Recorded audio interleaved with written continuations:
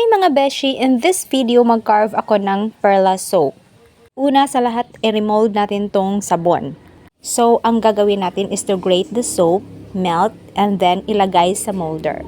Palamigin and then start to carve. Dito mga beshi, ang ipapagawa sa akin ng aking pamangkin ay isang penguin. Ito ay isang project sa kanilang school. Instead of wood and metal, ito ang best option.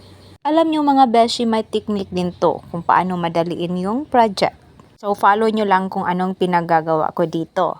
Dito gusto ko ng sturdy ang feet ng penguin. From the start, kailangan natin ng tubig. Ito yung kapartner ng sabon. Extend lang natin ng konti yung tail ng penguin. Pagkatapos ng tail, ay proceed tayo sa kanyang mga paa. So kailangan natin ng dalawang toothpick. Insert and cover with the soap mixture. And then, patuyuin for several hours. Habang pinapatuyo ko si penguin mga beshi, gagawa din ako ng isda.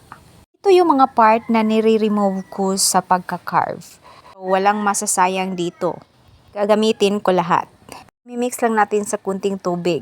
Yung parang gumagawa tayo ng dough.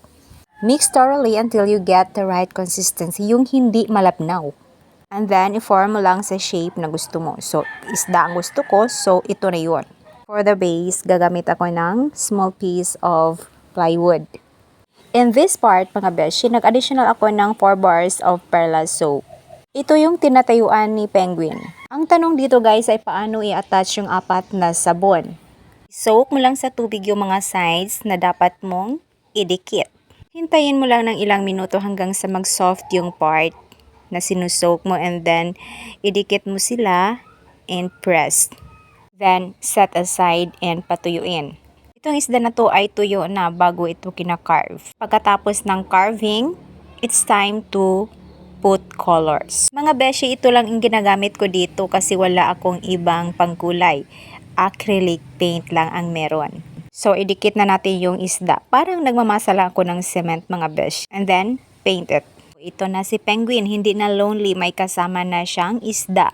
Lastly mga beshi, it's time to carve the eyes. And then, tapos. Thank you so much everyone for watching my video.